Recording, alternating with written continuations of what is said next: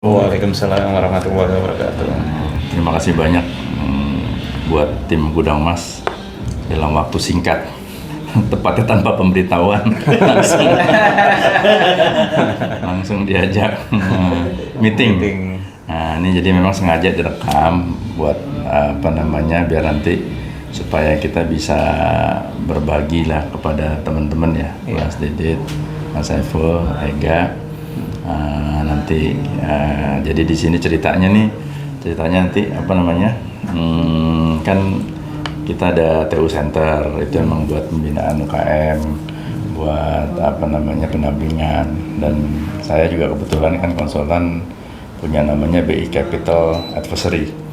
BI Capital Advisory ini memang konsultan untuk mendampingi untuk mendapatkan pendanaan. Jadi bisa pendanaannya pribadi, bisa pendanaan nanti kita cari pakai bank, bahkan bisa nanti ke venture capital atau bisa pakai instrumen pasar modal. Nah itu BI Capital tuh tugasnya servisnya itu. Jadi nanti mudah-mudahan Gudang Emas nanti sambil kita bahas nih. Nah, cuman saya pengen tahu dulu perkembangan terakhir nih Gudang Emas. Mungkin perkenalan dulu kali ya. Ini manajemen baru nih kan Gudang Emas nih. Nah, masih sekarang di Rut ya? Di Rut, betul. Masih di Rut. Boleh dulu diintroduce timnya. Iya, oke, baik. Jadi new Gudang Emas ya berarti ya. New Gudang Emas. Bukan Gudang Emas Perjuangan kan? Bukan. Jadi dengan manajemen yang baru setelah Mas Heru pindah, digantikan dengan saya sebagai CEO-nya dengan Didit, terus ada Mas Saiful masih tetap di posisi CTO, ada Mas Ega sekarang megang admin ya, buyback ya, admin dan customer service. Nah, sekarang Mas Ega jadi tim kita di customer service juga seperti itu. Admin sekaligus admin buyback. Admin buyback sekaligus Buyback tuh buyback. Buyback pada pembelian plus penjualan. Nah itu yang handle Mas Ega, jual belinya. Bertemu dengan customer. Oh jadi buyback tuh orang kalau mau jual emas. Iya. Oh betul. Kita bisa beli. Iya betul. Jadi ada orang datang mau jual emasnya, Gudang Emas yang beli.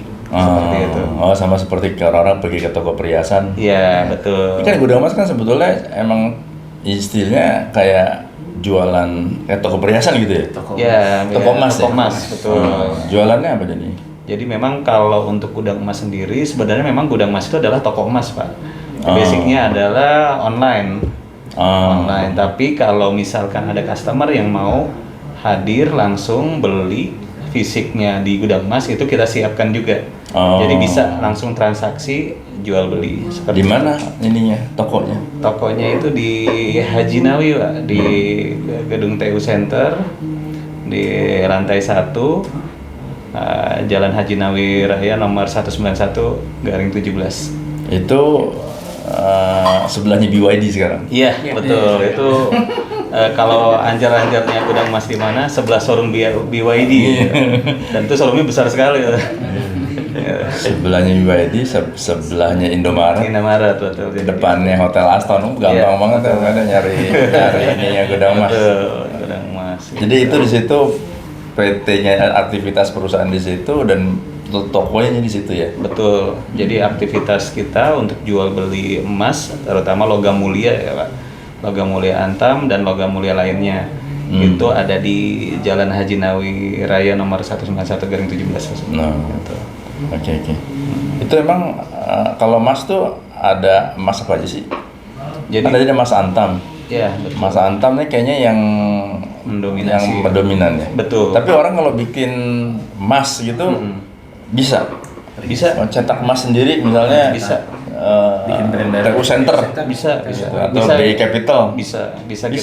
Iya. Oh, kalau yang saya nggak salah YOB juga suka. YOB kan paling banyak suka beli emas tuh kalau teman saya yang punya pabrik punya tambang emas. Iya, kita bisa kalau misalkan ada customer yang mau beli custom gitu atas nama perusahaan, bisa kita bantu, Pak.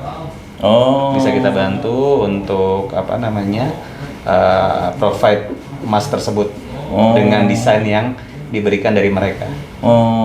Nah terus nanti menentukan ini Mas, kalau di kan antam ada berapa di sini ya, berapa graman sih? Kalau antam itu kepingannya mulai dari setengah gram, Pak. Setengah gram, 1 gram, 2 gram, 3 gram. Setengah gram? Iya. 5 gram, 10 gram, 25 gram, 50, 100, 250, 500 gram, terakhirnya 1 kilo. Gitu. Nah kalau antam kan orang yakin ya 25 gram, atau let's say kecil lah 10 gram. Kan ini, nah kalau sekarang misalnya saya datang, Mas Didit, saya mau bikin sendiri emas, apa namanya, BI Capital, itu 10 gram. Nah saya bilang, saya tahunya Mas Didit beneran itu 10 gram gimana? Jadi nanti kita akan ada ininya Pak, apa namanya, sertifikatnya juga kita buatkan juga nantinya. Yang lain sertifikat itu dari pabrik yang memang sudah kerjasama dengan kita, Pak. Pabrik yang kerjasama. Nah, pabriknya bisa melalui sertifikat itu. Bisa. Gitu ya. Iya. Jadi nanti di dalam apa namanya, di dalam nanti kan bentuknya di itu juga apa namanya, dibungkus di packaging ya, gitu, seperti antam itu juga. Bisa seperti itu, bisa juga tergantung pesanan Pak. Packagingnya mau seperti apa, desainnya mau seperti apa, itu nanti kita bisa sesuaikan. Karena kan kalau emas itu kan intinya sebetulnya kan emas itu kan sebetulnya kan uang ya. Betul. Ya kan? Kalau di Islam itu kan Rasulullah sebagai alat dinar tukar, ya. Dinar. 1 dinar itu berapa gram sih? 4,25 Pak. 1 dinar 4,25 gram. Betul. Jadi kalau saya ingat tuh soalnya kan kalau waktu zaman Rasulullah kan kalau berkorban itu 1 dinar. 1 dinar ya? Iya, 1 dinar kan? Sampai sekarang sampai ini tetap 1 dinar kan? Sampai harganya naik turun tetap 1 dinar kan? Betul. Iya, itu kan hebatnya Mas, berarti kan kalau di dalam dunia investasi itu emas itu menjadi hedging, betul. Iya kan? Jadi hedging kan. Nah, makanya yang saya pengen tahu, kalau misalnya nih orang bikin emas, mau bikin ada satu perusahaan, kita buat karyawan kita mau ini. Kan karyawan ini kan ingin memastikan, misalkan ntar ada apa namanya, let's say BI Capital nih gitu. Kita punya karyawan misalnya let's say 1000, mau bikin 1000 biji kali 10. Itu kan karyawan kan, itu kan sebagai tabungan buat karyawan. Betul. Nah, ntar kalau karyawan mau jual ini kemana tuh kira-kira? Bisa ke kami, bisa ke toko emas lainnya juga, Pak. Gitu.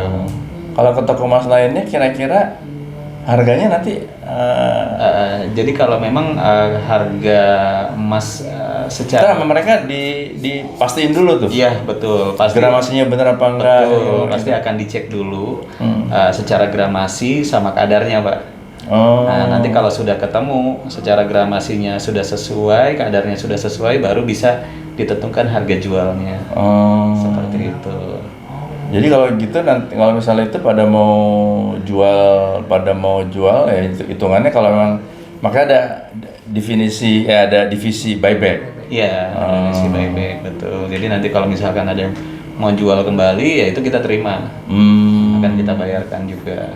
Terus kalau sekarang penjualan gudang emas berapa persen emas antam atau itu ada nggak? Mungkin boleh dibilang kalau emas antam hampir 100%. Sekarang ini? Iya. Karena paling gampang kali ya? Paling gampang, betul. Karena memang saat ini top of mind logam mulia itu adalah logam mulia antam, Pak. Di Indonesia? Di Indonesia. Ya. Tapi bukan artinya kalau punya logam emas lainnya illegal, enggak ya? Memang. Enggak. Nah, itu tetap kan brand dari emas itu kan banyak, Pak. Contohnya misalkan kayak kalau memang di Indonesia itu yang paling dominan dan terkenal itu adalah Antam. Tapi ada juga produsen lain kayak UBS, ada King Halim, ada Harta Dinata. Nah itu produsen emas juga. Mereka ngeluarin juga tuh kepingan-kepingan itu. Betul, sama betul. Nah kalau harga nih misalnya, harga 10 gram Antam sama 10 gram Harta Dinata. Lebih mahal Antam. Oh gitu? Iya, lebih mahal Antam. harta dinata harganya di bawah dari Antam. Oh. Gitu. Makanya tetap orang lebih banyak mencarinya itu Antam. Jadi kalau sekarang berarti kalau misalnya orang mau beli ke Gudang Mas,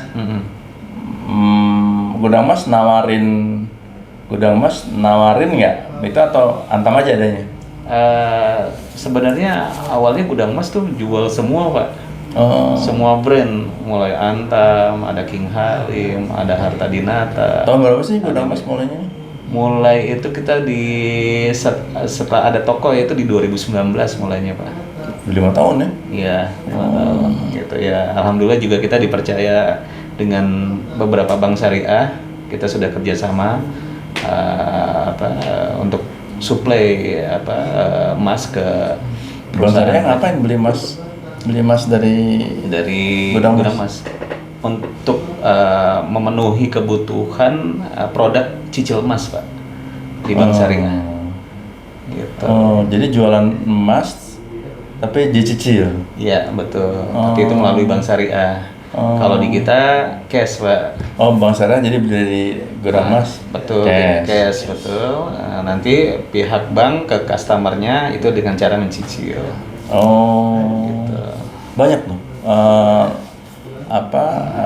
Saya terus baru denger tuh. Bisa beli emas di bank gitu. Bisa gitu. Kita sebagai suppliernya Pak buat bank syariah. Buat bank sih itu sebetulnya ini ya. Buat bank itu kan seperti menurut saya jadinya nggak jelas tuh apakah itu kredit apakah nabung. Iya. Betul nggak? Karena kan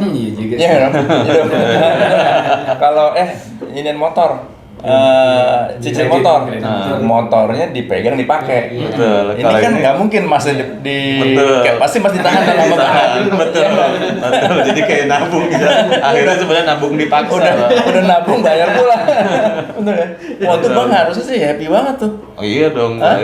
Itu paling aman, pembiayaan paling aman Pak. Kenapa? Kan? Karena sudah kita kasih pembiayaan si banknya itu, jaminannya dipegang juga sendiri gitu. Jadi kapanpun bisa dieksekusi kalau misalkan ada terjadi gagal bayar atau apapun itu.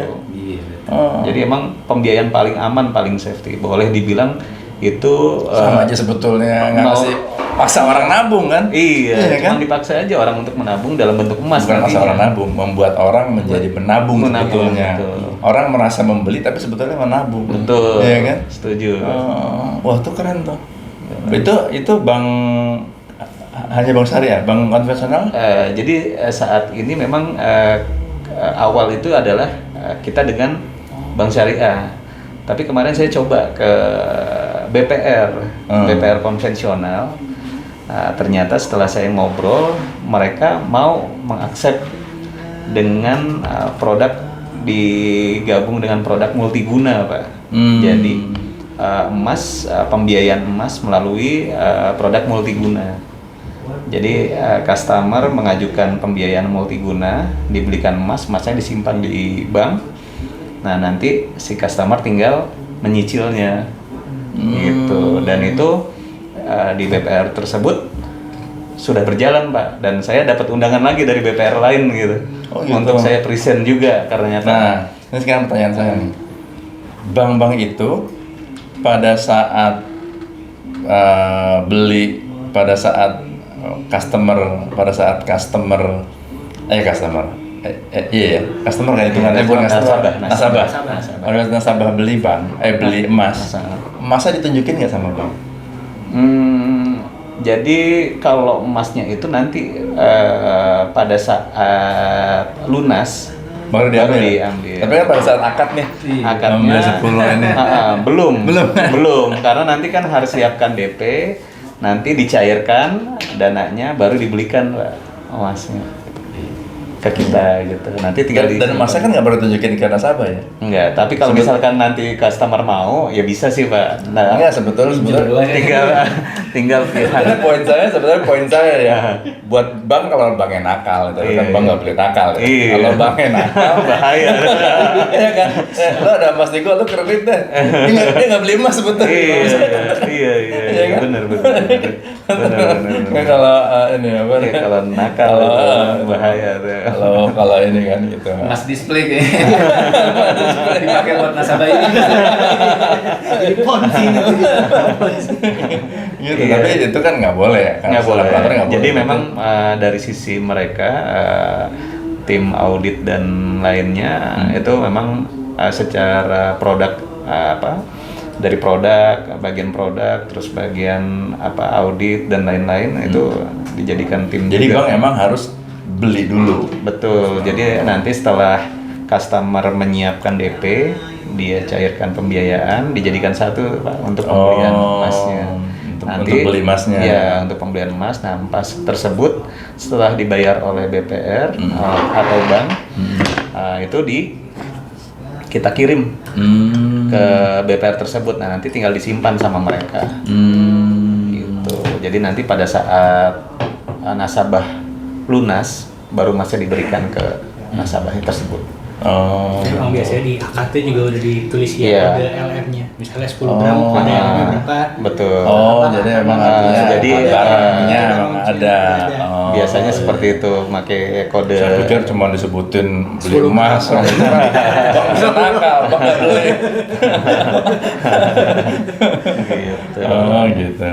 Jadi memang nih ternyata dari pihak BPR ini antusias. Nah, kenapa? Karena ternyata memicu untuk portofolio pembiayaannya meningkat Pak, dengan signifikan dan cepat gitu. Akhirnya mungkin ini jadi pertanyaan teman-teman BPR lain, kok bisa ya? Pakai apa? Akhirnya mereka bicara, ngobrol, gue pakai produk multiguna, diberikan emas. Oh itu brilian banget tuh, artinya memang bikin orang jadi semangat buat nabung kan? Betul, iya kan? betul. Ini semangat buat nabung tuh ini, keren. Nah nanti saya kenalin sama BPR ya. Iya. Saya kebetulan ada perusahaan lain yang memang berinikan dengan saya. Itu klien kita itu ada 300 BPR. Mas Didi. Luar biasa. 300 BPR, 700 koperasi. Mantap. Koperasi Seluruh Indonesia tuh. Seluruh Indonesia. enggak, cuma di Bali aja. Oh, Bali.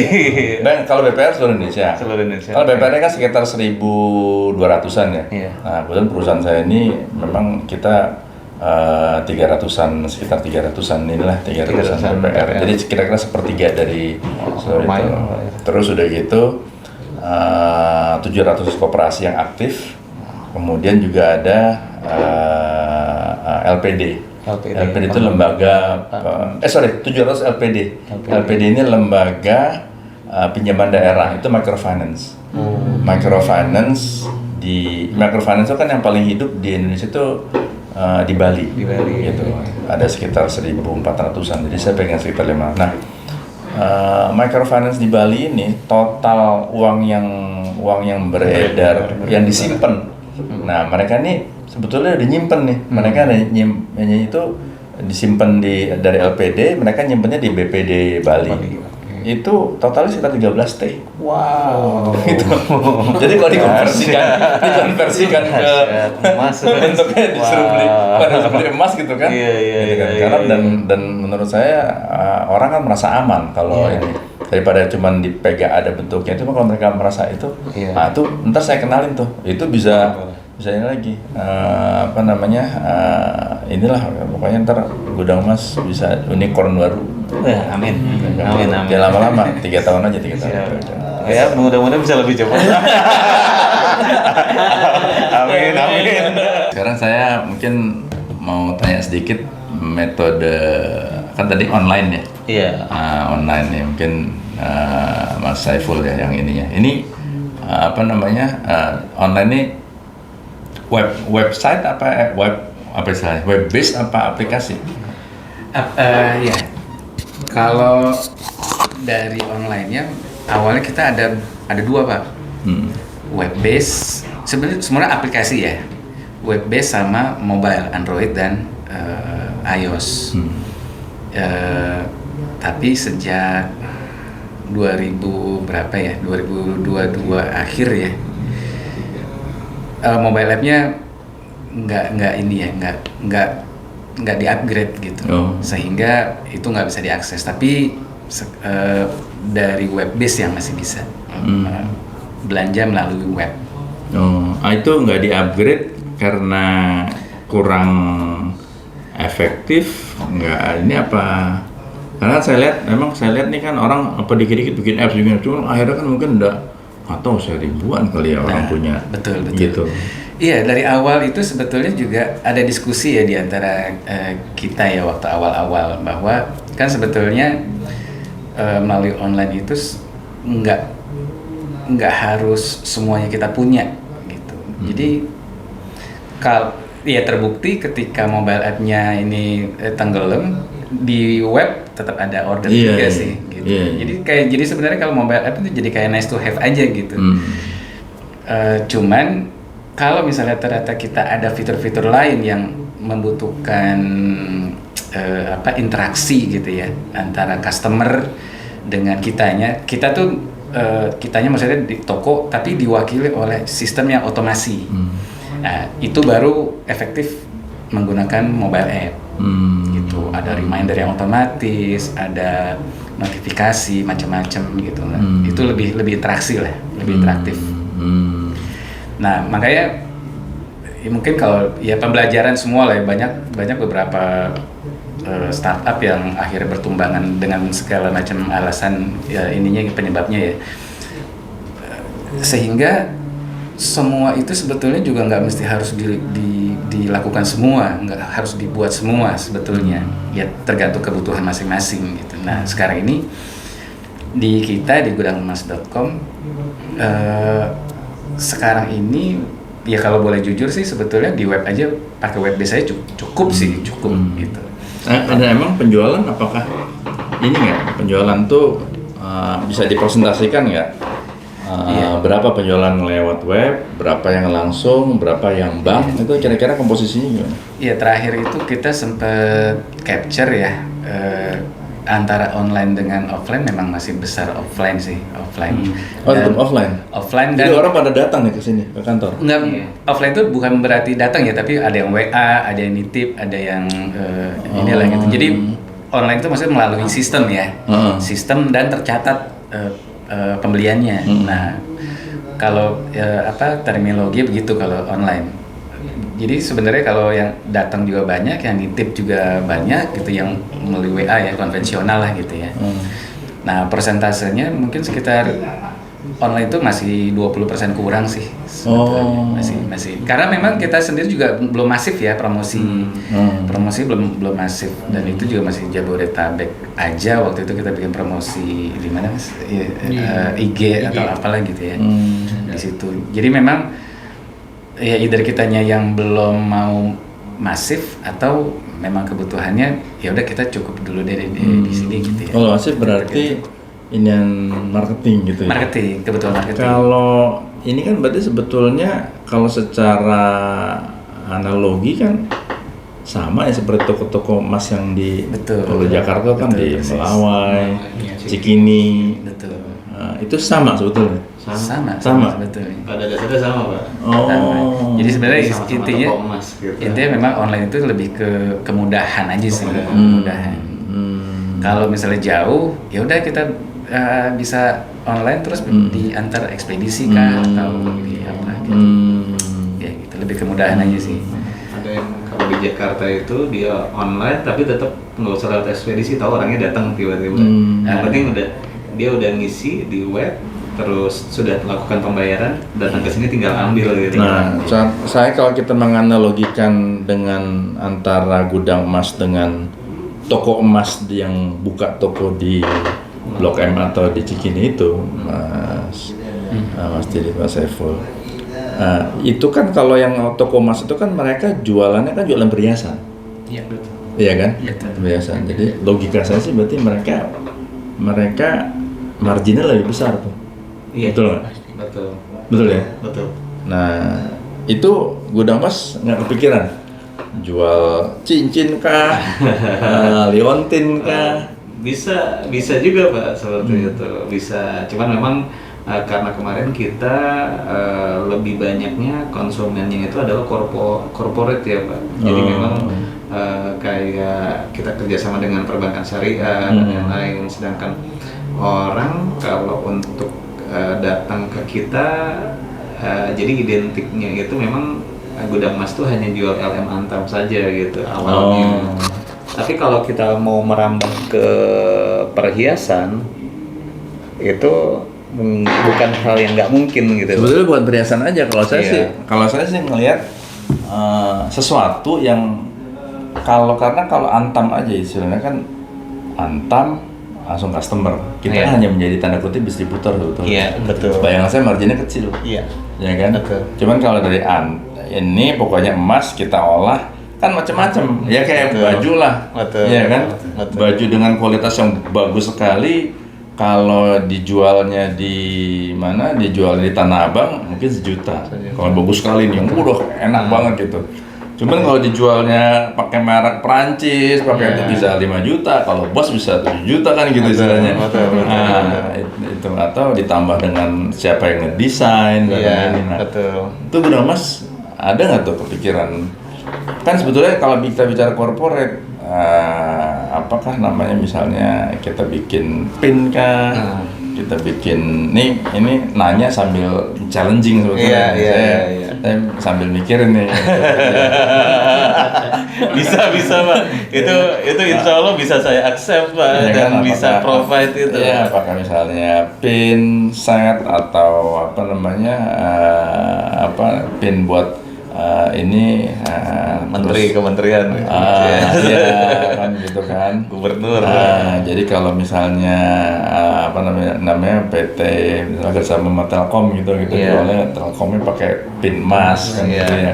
Bisa. Nah itu kan 1 gram plus ongkos bikin kan gitu kan. Betul. Itu mungkin nanti bisa kita pikirkan. Itu mungkin lebih ke B2B ya, dari B2B ya gitu. Betul. Karena sekarang kan kalau yang saya lihat ini Gudang Emas ini juga mungkin penjualannya kalau dari situ jadi customer sama bank gedean lah sekarang kira-kira persentasenya. Memang kita sekarang lebih banyak memang ke perbankan sih Pak, gitu ya? customernya. Yang retailnya agak sedikit menurun memang, agak sedikit menurun. Jadi memang kita akhirnya spesialis jadi B2B nih Pak, bisnis to bisnis, jadi ke corporate gitu kita tawarkan jualan logam mulia Antam. Tapi tidak menutup kemungkinan itu tadi yang custom bisa kita provide juga Pak. Iya, jadi kita bikinnya ya misalnya kayak gitulah, misalnya pin apakah wallpen itu kan buat direksi, yang ini kita kasih wallpen emas kan istilahnya. Itu sekedar ide out loud misalnya, out of the blue nih. Iya. Kan namanya Gudang Emas Pak. Harus bisa semua dong. Nah, Mas pernah bikin juga ya? Pernah juga bikin namanya premium dinner. Oh gitu? Iya. Koin emas premium dinar itu di tahun berapa ya? 2021 kita bikin. Terus apa yang terjadi waktu itu? Tidak dilanjut aja Pak. Sebenarnya itu potensi karena itu produk dikeluarkan oleh Gudang Emas, jadi produknya Gudang Emas. Tapi itu berarti kalau gitu perlu modal sendiri ya? Betul. Kalau Gudang Emas nih bisa sebetulnya, kalau Antam mungkin kita bisa temenan sama distributor besar gitu kan? Kita ada order, kita ambil dari mereka gitu ya? Bisa juga seperti itu. Oke. Cuman memang lebih baiknya memang kita ada stok juga nih Pak, gitu. Maksudnya stok yang memang jumlahnya tertentu lah. Memang pada saat kita ada keperluan langsung, itu langsung berjalan tuh stok gitu. Jadi memang muter. Gitu. Jadi kalau gitu bisa misalnya saya taruh emas, Gudang Emas puterin gitu ya? Bisa. Karena kan istilahnya kan artinya kalau kan ini kita hitungannya Gudang Emas belum fundraising nih. Gitu. Fundraising. Nanti kita mungkin biar sama Bay Capital Advisory nanti kita pikirin ini. Cuman mungkin salah satu caranya sebetulnya bayangan saya ya. Misalnya saya bilang sama teman-teman punya emasnya anggur. Kan gitu ya. Di rumah. Yang di rumah, titipin di kita. Iya. Titipin ini, bikin penitipan, pakai surat kita bikin statement bahwa si A menitipkan let's say 100 gram. Iya. Ya kan? Nah, 100 gram ini kemudian jadi modalnya gudang emas kan? Iya. Gitu kan? Kemudian jadi gudang emas. Artinya 100 gram ini kan tidak akan pernah either jadi uang atau jadi emas. Iya. Ya dong. Betul. 100 gram misalnya ntar 100 gram ini kemudian dijual, seorang ini langsung beli emas lagi. Kan gitu ya. Betul. Nah, jadi mungkin nanti itu bisa jadi metode fundraisingnya gudang emas, karena emang gudang emas kan, tempat naruh emas kan gitu ya. Jadi naruh emas sambil diputerin. Nah, nanti mungkin harus dihitung juga tuh nanti tuh marginnya ini berapa. Kemudian untuk orang yang mungkin hitungannya apa ya, berinvestasi apa ikutan naruh emas di gudang emas untuk diperdagangkan, kan gitu ya. Kan kalau ini mungkin kelebihannya dibandingkan dengan dengan apa namanya toko emas yang di Blok M, ya kan. Kalau itu jadinya cincin itu ya dijual seperti itu, ya kan. Kalau ini kan enggak gitu ya. Nah, tinggal nanti mungkin harus ada kesepakatan sama funder nih atau yang menitipkan emasnya untuk diputarkan, kan gitu ya. Untuk diputarkan bahwa kesepakatannya 100 gram kembali 100 gram. Iya. Bukan barangnya itu. Iya. Ya dong, kan harus kita pokoknya intinya secara gramasi dan kadarnya sesuai pada saat dia kasih. Iya. Misalkan si customer ini menyerahkan emas 100 gram kadar 24 karat. Nah, itu akan kita kembalikan 100 gram 24 karat. Tapi bukan kita kembalikan, akan kita simpan. Akan kita putarkan. Kalau sudah selesai maksudnya dikembalikannya utuh di 100. Jadi dititipkan 100 gram, kita putarkan. Nanti ada mungkin bagi hasil. Pada saat si customer stop, misalkan saya selesai nih, nah itu akan kita kembalikan wujudnya ya 100 gram dengan kadar yang sama, seperti itu. Tapi bisa jadi itu bukan emas yang sama ya. Iya, makanya itu saya bilang, itu harus diperjanjikan. Bahwa siapapun nanti yang apakah itu nanti mungkin harus kita sampaikan apakah orang yang menitipkan emas, orang berinvestasi di gudang emas ini kan gitu ya.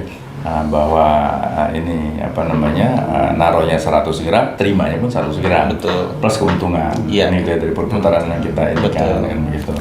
Nah, itu mungkin bisa menjadi nanti cara kita nanti di fundraising kan gitu ya. Karena orang kan toh juga sebetulnya sama seperti tadi nasabah bank.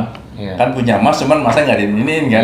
Nah, gitu. Nah, tinggal nanti masalahnya adalah apakah orang percaya naruh di ini. Saya lihat titip dagangan gitu ya.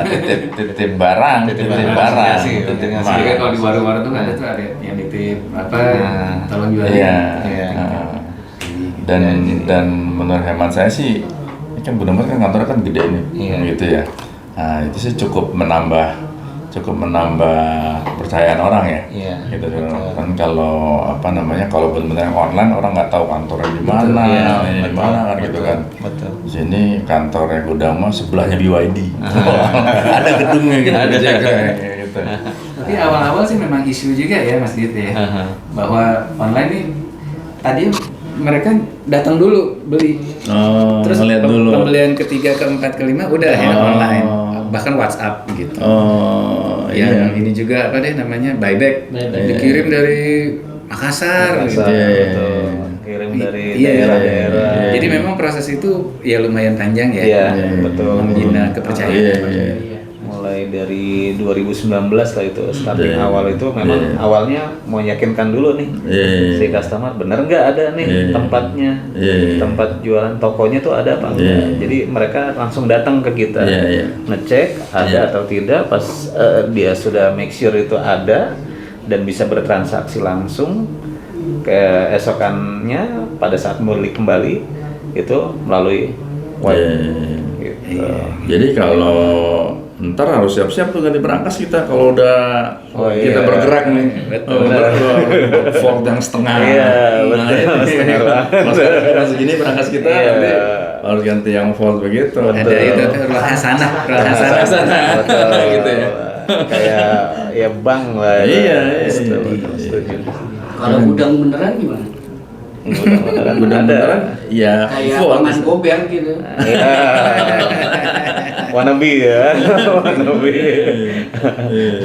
Awal-awal juga itu Pak kan yang lain-lain ya, ada emas digital dan itu orang juga membuktikan ini fisik apa digital gitu kan, orang juga belum tentu nyaman dengan digital gitu kan, makanya begitu dia datang memastikan oh ini fisik yang didigitalkan. Iya. Jadi kalau saya sih prefer memang kita harus Betul, Pak. fisik kan, itu Setuju. ya. Kalau nggak kita sama aja mau uang kartal, Betul, iya kan, betul. Nah, gitu. Ntar kita, nah mungkin nanti yang harus kita pikirkan apakah gudang emas boleh tuh. Saya pikir sih kalau orang per orang boleh ya. Boleh. Kalau orang per orang istilahnya memang nitip emas kan itu hitungannya. Kita itu kan jadi pakai akad, nanti akadnya Iya. jelas, dan orangnya percaya bahwa ini ada vaultnya, ada kantornya, ada kegiatan kan gitu ya. Nah, itu mungkin Kan nanti. sudah dilakukan kan Iya, pernah kita lakukan. sama juga. Cici. Oh gitu ya. Oh iya. Pernah kita Iya. lakukan juga. Oh apa nanti saya cariin orang-orang yang emasnya pada nganggur. Iya sekalian gitu. Iya. Iya. Nah terus tadi kalau yang buyback jadi gimana tuh enggak ininya mekanismenya? Prosesnya biasanya kan kita ada tim CS, itu biasanya WhatsApp orang-orang yang mau bayar, biasanya WhatsApp dulu ke CS kita, nanya harga dan kondisi segala macam. Lalu setelah itu orangnya datang. Atau kalau misalnya dari luar kota biasanya dia akan kirim paket untuk di buyback di sini gitu. Nah, ngirim paket bisa jadi isu juga tuh. Gitu. Iya. Tapi berarti kalau ngirim paket berarti nggak dikasih tahu kali ya kalau isinya emas ya. Kalau orang ngirim gitu ya. Iya. Saya paling kita terima, kita bikin videonya bahwa paketnya udah diterima, kita buka. Soalnya Iya. itu kita di video itu kita laporin masanya atau segala macam. Iya. Itu banyak orang. Banyak. Biasanya orang datang mukanya tuh cemberut dulu pertama. Oh gitu. Karena mungkin dia lagi banyak pikiran apa-apa. Terus sudah kita proses, Pak, sudah masuk ya Pak uangnya, terus langsung cerah. itu selalu berlaku tuh kayak gitu. Pertama cemberut dulu, bete apa nanti masih iya, oke ya. Sudah masuk ya Pak. Oke, udah masuk, udah mulai lebih tenang. Pahalanya banyak juga tuh ya kan. Dan biasanya kan yang buat saya lebih senang dia bawa kwitansi ya Pak. Kwitansi pembelian dari 2018, 2019 kan harga emas pada saat itu belum seperti sekarang. Iya. Pada saat dia ngelihat, saya kasih lihat itu dengan transfer yang masuk ke rekeningnya dia, mungkin ada selisih yang lumayan. Happy, jadi lebih happy biasanya gitu. Nah, padahal kalau misalnya lihat sih harga emas tuh kan sekarang 1 gram 1.500.000. 1.500.000 ya. Iya, 1.500.000. Sekarang 7.500 ya. 7.500. Saya pertama kali kenal masih 500 ribu. Iya. Sekarang taruh misalnya 1 juta nih. Kalau misalnya harga emas lagi 1 juta. Terus gudang emas belinya kira-kira di harga berapa kalau dari customer? Kalau dari customer biasanya pertama lihat kondisinya fisik dulu.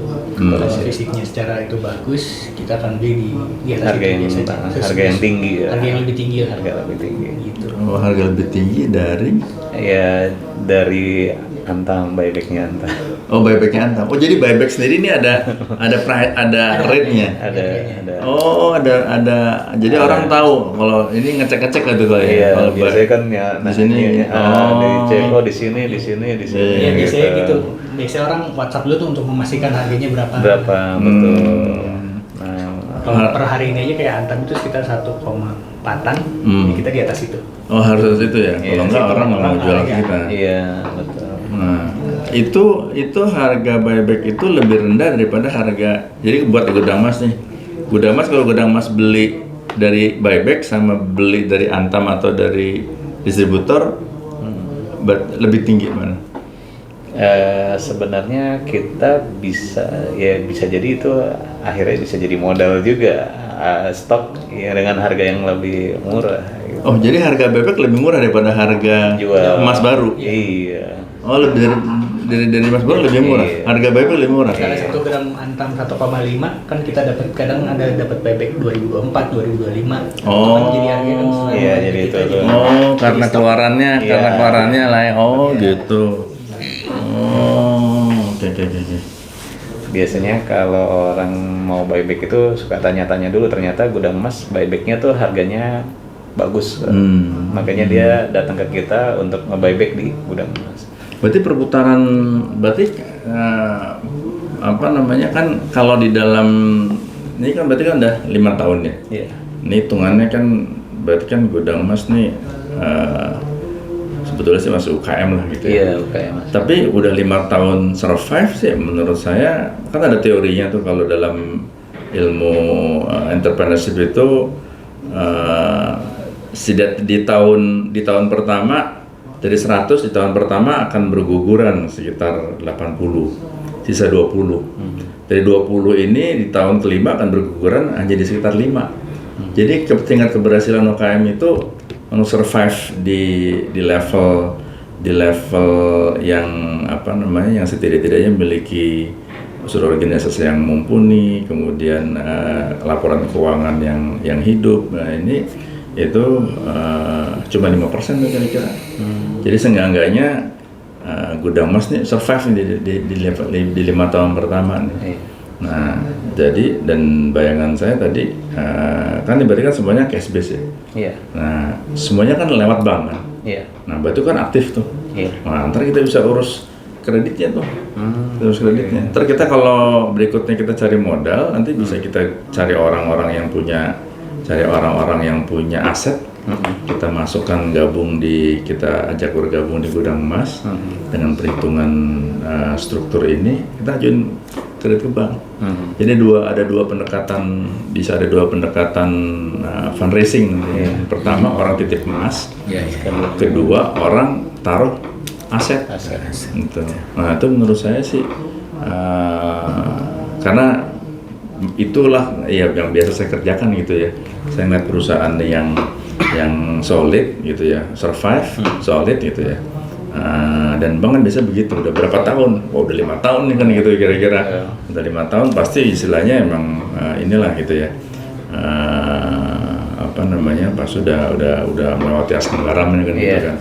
Nah, dari situ kemudian bisa kita tingkatkan. Nah, tinggal nanti mungkin yang saya pengen dengar sekarang strategi ke depan ini. Mas Didit, Mas Saiful, Mas Ega, kira-kira strategi ke depannya gimana? Berarti kan tadi kan yang pasti kan perlu tambahan modal, ya kan? Orang yang ini dalam bentuk emas. Nah, kira-kira strateginya kalau misalnya ada, karena kan biasanya orang nanya, ini mau fundraising, nanti fundraising buat apa? Kan gitu kira-kira. Orang nanya saya begitu nanti. Gimana kira-kira? Iya, itu jadi memang keperluan modal itu sebenarnya memang ada dua ya Pak. Pertama untuk stok, yang keduanya adalah upgrade sistem biar lebih smooth lagi, lebih baik lagi untuk bisa melayani customer lebih baik lagi. Nah, karena memang dari sisi saya coba mau penetrasi pasar lebih luas lagi, bahkan menjangkau yang menengah ke bawah melalui bantuan BPR ini. Ini yang saya coba untuk membuat sesuatu yang baiklah buat masyarakat gitu. Jadi masyarakat bisa punya emas dengan mudah dibantu dengan BPR yang ada di Indonesia lah, kira-kira seperti itu. Dengan cara ya bisa dibilang tadi kayak menabung secara paksa. Akhirnya dengan cara seperti ini masyarakat Indonesia bisa lebih sejahtera dengan memegang emas. Kira-kira seperti itu, Pak. Kalau saya pun kira-kira gimana? Iya, nambahin sih yang tadi sistem itu memang must have item ya. Dalam apalagi kita digital platform, keamanan, fitur yang memudahkan, yang kita juga ya kalau setahun udah ada fitur satu, mungkin di 2 tahun 3 tahun berikutnya ada fitur lagi tambahan. Nah itu yang pengembangan bisnis ya, itu yaitu balik lagi melihat perkembangan bisnis juga sih. Cuman paling tidak keamanan yang lebih diutamakan sih. Apalagi kita ya pencatatan histori itu udah pasti digital. Apalagi nanti kalau misalnya tadi titip-titipan ya sistem ya udah harus komprehensif, harus detail dan harus tangguh lah secara sistem ya, secara keamanan aplikasinya. Itu sih, dan itu yang ya kita butuh ya satu development lagi plus maintenance karena kita juga mengikuti perkembangan server providernya, apalagi kalau kita ngomongin mobile app ya, Google, Apple itu mereka selalu memperbaharui baik itu policy dan ininya ya sistem keamanannya mereka gitu. Kalau mereka mengupgrade udah sampai 10 kita masih 2, ya kita nggak bisa ini juga sih, harus ngikutin.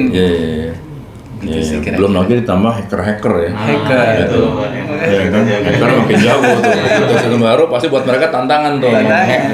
Iya, kayak kemarin kan BRI sempet kan tuh yang tiba-tiba pada ini account-nya gitu. BRI. Ya emang kira-kira gitu sih. Ya kalau kita mau makin besar sih ya pasti challenging lah ininya ya. Makin besar juga tantangan. Gitu. Ega mau nambahin? Mungkin si orang tuh kalau udah beli biasanya bingung menyimpannya di mana. Sebenarnya dengan adanya kita itu sebenarnya lebih mudah. Jadi orang beli langsung disimpan di kita. Betul. Kalaupun dia ada keperluan segala macam, dia nggak perlu WhatsApp lagi atau datang-datang lagi. Cukup kasih tahu perlu jual ya udah jual. Ya. Itu menarik juga tuh. Udah ada ya? Udah kasusnya Beli sebenarnya ada. tapi simpan di kita itu beli mas. Iya. Bisa. Memang kita udah bisa. Kita ada fitur ya. Udah siap sebenarnya fitur untuk itu. Kemarin juga ada nasabah juga yang coba kontak kita untuk saya punya nih sekitar 300 gram. Cuma saya mau titip aja pada saat saya butuh, saya mau jual langsung biar saya, soalnya posisi dia itu ada di Bekasi. Jadi mungkin dari kotanya dia untuk ke kota itu perlu waktu lah. Jadi kayak gitu-gitu kan sebenarnya satu problem yang kita bisa bantu. Dan udah mas siap untuk itu. Kalau orang-orang kaya banyak tuh begitu tuh. Hanya mobil berapa belas bingung juga kan mau ditaruh di mana nih gitu kan, belum merawatin sampai akhirnya ada yang kerjanya ngerawatin mobil koleksi kan gitu ya. Nah, itu menarik juga tuh. Ini benar-benar bisa jadi Iya, biaya lagi gitu ya. Iya, titip lagi. Dikenakan biaya Pak. iya, kayak safe deposit lah. Iya, deposit box ya. Deposit box. Berarti ntar salah satu keperluan bisa jadi tambahan pendapatan juga buat gudang emas nanti. Jadi memang ntar kalau kita fundraising salah satu keperluannya bikin vault yang memang banget tuh. Apa namanya? Yang baik. Jadi kalau perlu ada box-box kecil gitu ya. Wah, keren tuh. Jadi per customer nih. Iya. SDB juga. Iya, SDB. Wah, keren sih. Kayak gitu vault di Singapura udah ada. Jadi kayak satu ruangan gini. Maksud, dia orangnya masuk langsung tembok gini. Langsung masukin kunci vaultnya dia langsung keluar. Langsung kebuka. Udah itu vaultnya dia gitu. Jadi bener-bener satu ruangan gini aja. Orang masuk ke ruangan itu vault di belakang. Vaultnya dia otomatis sama kaca itu vaultnya kebuka. Itu udah hal yang common ya di sini. Di sini kan orang mikirnya harus ke bank, harus nasabah prioritas. Sebetulnya bisa kerjasama lagi. Saya ada satu lagi perusahaan namanya Nawakara, yaitu pada punya kawan saya. Dia itu memang perusahaan PJ Pur yang ngangkatin uang.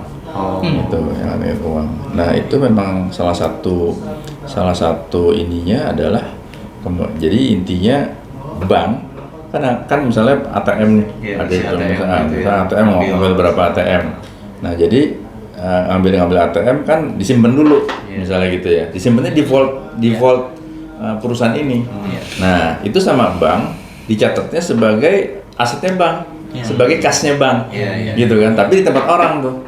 Nah itu jadi dia istilahnya dia mencas juga tuh. Vaultnya tuh gede bener tuh, segede gambreng tuh vaultnya tuh. Itu mungkin kita bisa kerjasama juga sama mereka, ya kan? Gitu kita ini kan gitu. Nah, jadi mungkin nanti salah satu pengembangan gudang emas saya pikir nanti yang bisa kita kerjakan, kita garap itu kali ya, penyimpanan itu ya. Penyimpanan sama gudang sih kan gitu ya. Ini nggak perlu Udah secara harfiah ini. bener namanya mantap ya. Sebenarnya untuk TUC-nya sendiri sebenarnya dari hulu ke hilirnya bisa tuh disiapin untuk itunya. Gitu ya. Iya, misalnya dari hulu ke hilirnya jadinya bisnisnya jadi bersinambungan ya. Ada gudang emas semuanya gitu, atau seperti apa gitu.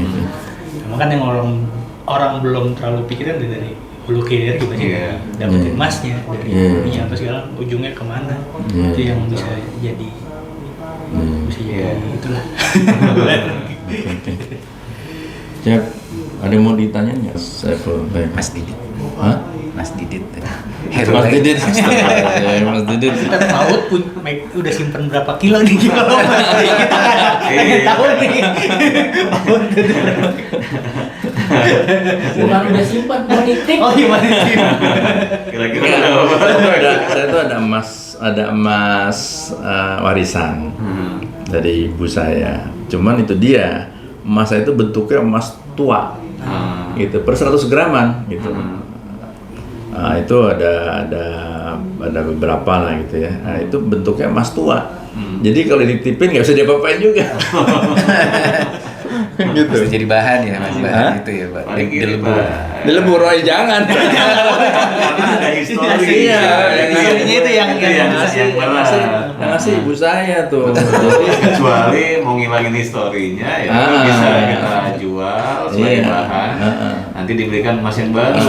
Nah, Histori di foto aja, Pak. Di foto terus. sebetulnya kalau menurut saya gudang emas nih harus ngurus izin pegadaian. Oh, baik. Sehingga menggadai emas. Bisa bergadai. Bisa bergadai. Ngurus pegadaian gampang nggak? Bisa sih Pak itu. Jadi memang nanti ada apa? Ada PT baru kali ya? Ada Oh, ada PT baru? Iya. Khusus pegadaian. Nggak bisa Maksudnya di sini. bersinergi antara ini toko nih tempat gadai, jadi Betul. jangan Nggak bisa jadi satu. Nggak bisa gudang emas tuh jadi pegadaian nggak bisa. Nggak bisa. Oh, jadi ntar kita Seperti bikin sini, ini. di sini. Oh. Karena kan izin kita juga kan nggak ada, izin pergadaiannya nggak ada. Iya, maksud saya gini. Kalau kita mau ngurus izin gudang Ditambah lagi ya. itu bisa nggak? Gudang emas tambah izin atau bikin PT baru khusus pegadaian? Gitu. Misalnya pegadaian gudang emas, kita bikin namanya PT pegadaian gudang emas. Mungkin bisa kali ya Pak. Cuma saya harus cari tahu dulu ya. Oh, iya. Karena kayaknya pegadaian juga cukup ini tuh. Iya. Cukup. Itu bisnisnya luar biasa. Iya ya. Oh iya, maksudnya kita udah punya kantor gede begini kan. Koperasi bisa ini gadai nggak sih? Bisa. Nggak bisa. Koperasi. Koperasi. Tapi sekarang ada ininya sih ya. Cuman memang terkait izinnya itu Regulasi Iya. baru lah. Ya. Ntar coba kita cari info izinnya ya. Kalau nggak salah ada izin lokal deh. Iya. Izinnya izin hanya daerah aja kan. Betul. Gitu. Iya.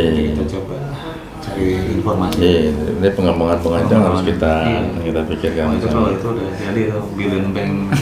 Iya. Tapi best practice sih lebih baik dua institusi yang berbeda sih Pak. Best Gitu ya? practice-nya ya. Oh. Secara ini ya. Iya. Karena yang ada ini jual flow- toko, Betul. ini pegadaian gitu ya. Jadi nanti yang penting kan kita satu holding misalkan. Iya. Jadi nggak kemana-mana. Misalkan PT untuk pegadaiannya. Jadi cuma nitip doang, Iya. atau mau gadein nih, Iya. jadi gitu kan? Iya, betul. Nah, kalau orang saya nggak mau gadein, saya cuma mau nitip aja deh daripada takut di rumah. Iya. Nah, kalau kita punya pegadaian, wah itu bunyi tuh orang lebih makin percaya ya. Iya. Gitu ya. Coba deh kita urus ntar ininya, Mas Didit. Ininya ya. Cakep. Perusahaan Kan- pegadaian.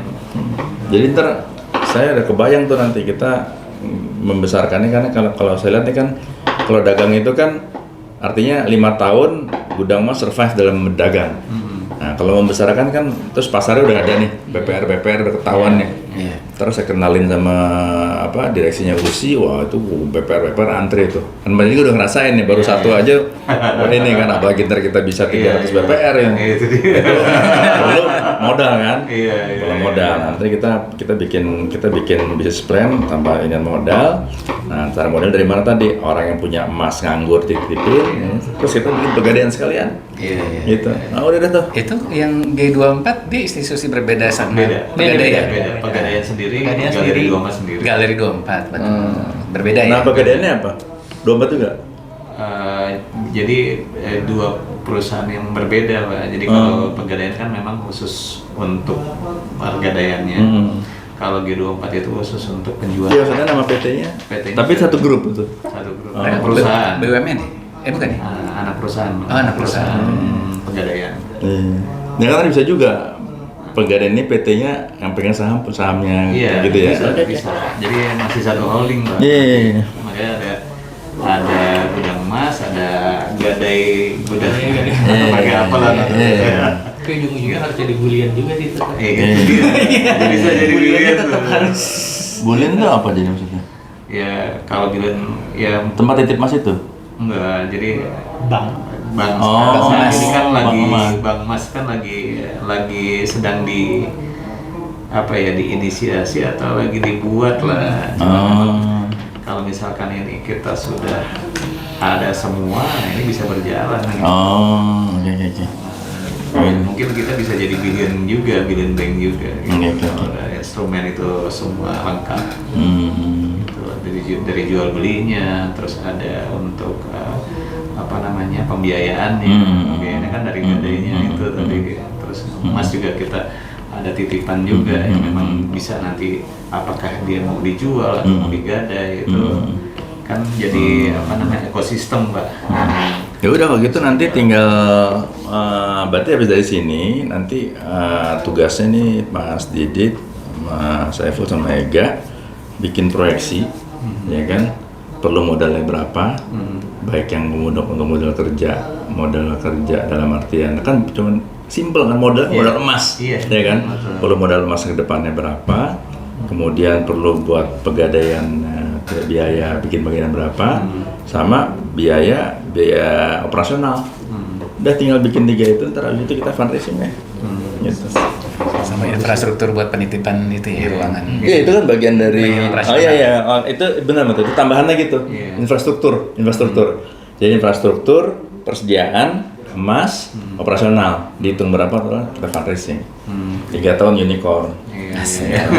Dan ini kan kerennya unicorn nanti ada emasnya, gitu. Jadi bukan cuma paper, jadi lain sama fintech nih yang sekarang lagi pada berguguran. Fintech itu kan mereka menggelembungkan value berdasarkan apa itu perputaran uang dan ini kita berdasarkan ada emasnya kan gitu ya. Ya gitu. Wah keren. Nggak jual mimpi sih, Pak. Nggak jual mimpi, jual emas. Oke, siap begitu. Oke, baik begitu. Mungkin kita cukup dulu ya. Itu Mas Didit, Mas Saiful.